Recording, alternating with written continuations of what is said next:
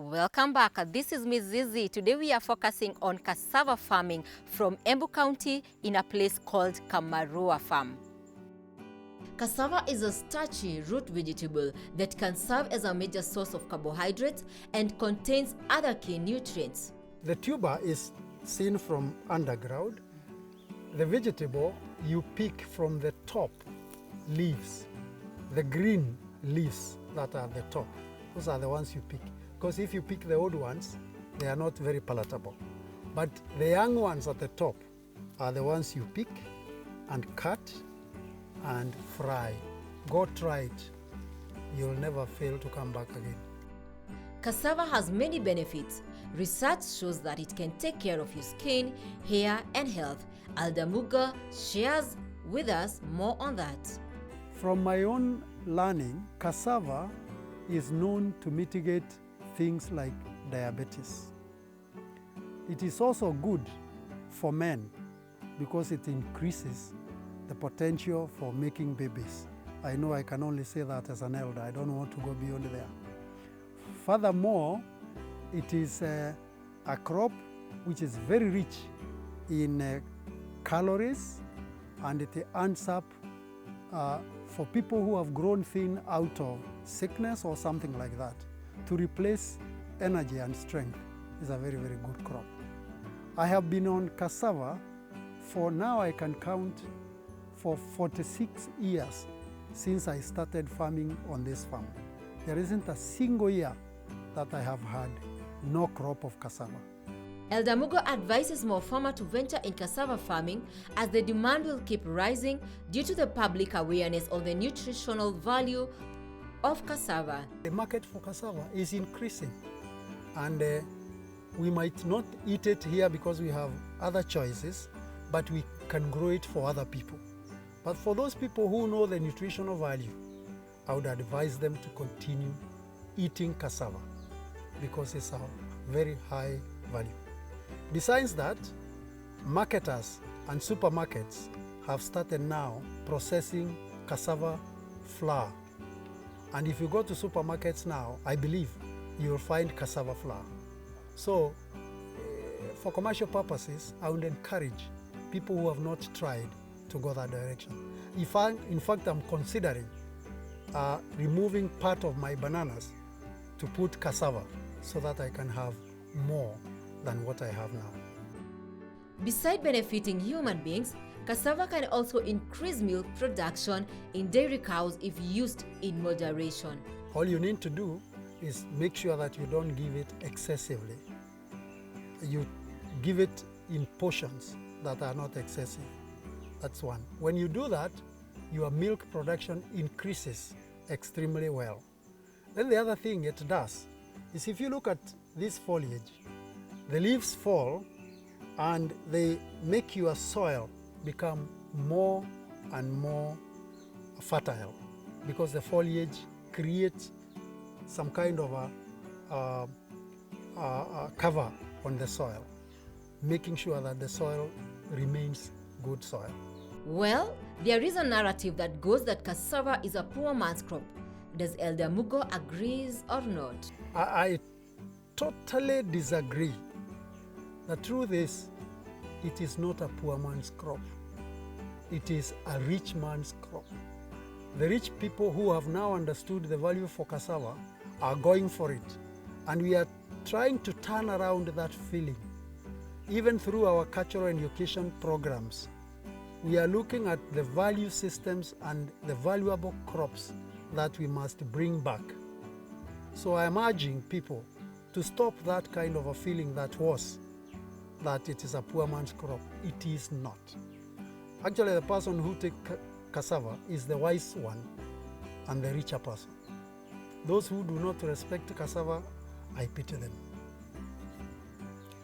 Food security is a national matter, but what are the options we have as a country to address the issues?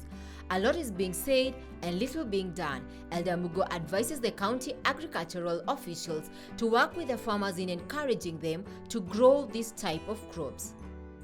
In counties where the climate allows growing of cassava, I would advise those counties and especially the officers in charge of agriculture, to go full blast and encourage the growing of cassava besides other root crops. As you walked through my farm, you saw the yam, you also saw the sweet potato, you also saw the arrowroot. Those are the crops that now can mitigate food insecurity. Because once we don't do that and we major only on maize and beans, we are gone. So my advice is go root crops. Even as much as you would want to do the grain crops, alternate them with the root crops.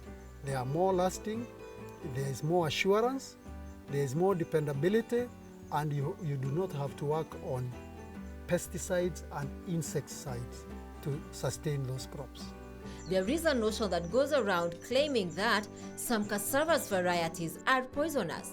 What does Elder Mugo has to say about that? I know there is a type of cassava which is poisonous, but I have never interacted with it. All the cassava I have grown here, I've used here, is not poisonous. And I give this to my children, to my grandchildren, they carry it to Nairobi, all over, and there has not been any complaint.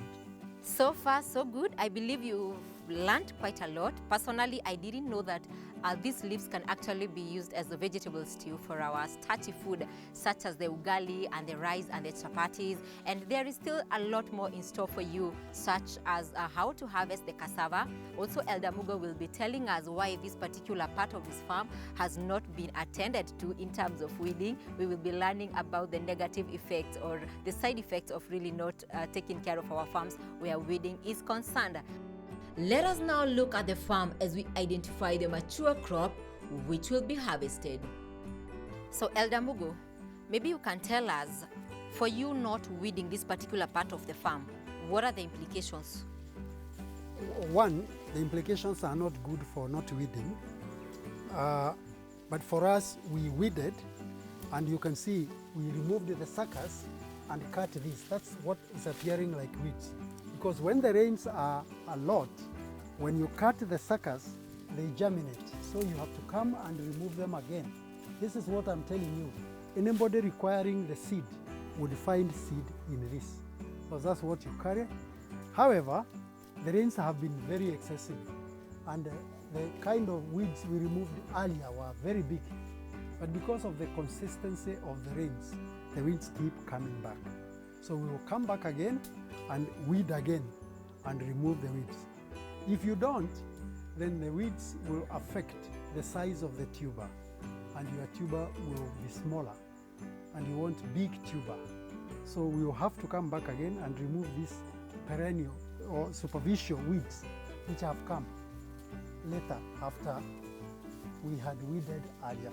And most of what you can see are the suckers that we cut to allow the cassava to grow strong and to have strong tubers. So weeding regularly is advisable? It's advisable, very, very advisable. Okay. So among these plants that we are seeing here, which among them would you say is ready for harvesting? And maybe if you can also show us how to go about harvesting. You come around, I'll show you the part where the cassava is ready for harvesting. We had harvested here. We just required to pull up one, and we had enough. So I'll ask Mr. Ireri to pull that up so that you can see. There are two things you can do. One, if you want only one piece, you can come and dig around it and then select the tuber that you want. But if you want to remove the whole piece, you just pull it up and then you carry the lot that comes from there. You immediately return the cut. So you can see how big they are.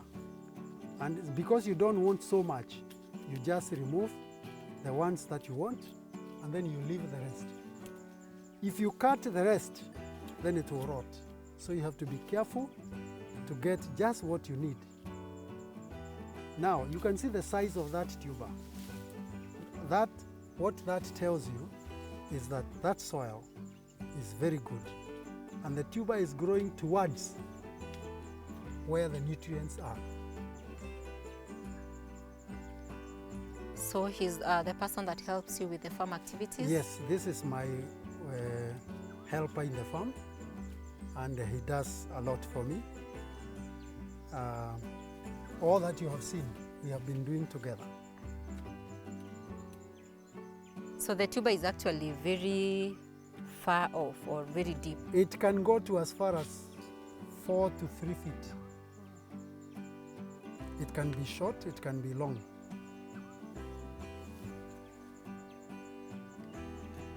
And it is tuber on top of tuber. You can get another one there. And actually this is not the entire tuber, you can No. see. He has cut half of it. There is still another one, because you're in it. So that stem itself can give you nearly a whole bag. And if you are to sell, you said you don't sell your tubers. I do. Like the last crop that was here, we sold. But we only sell when we have had enough. Yeah. And how much do you sell? What is the market price for the cassava as we speak? Let me tell you, we even don't go to the market to take the cassava. It is the middlemen who come to look for cassava. Like now, I have been bothered by a few. When will my cassava be ready? When do you want to come and pick it? I want to come and pick cassava from you. So it depends on me. Now the reason for removing that is if you leave it there, it will make the rest rot. Thank you so much for keeping it KTN Farmers TV. That brings us to the end of our show today on Mizizi. I believe that you have learned quite a lot where cassava farming is concerned. As always, we love to hear from you because your feedback helps us to serve you better. Talk to us, write to us through the number that is on your screen. Until next time, it's bye-bye from us.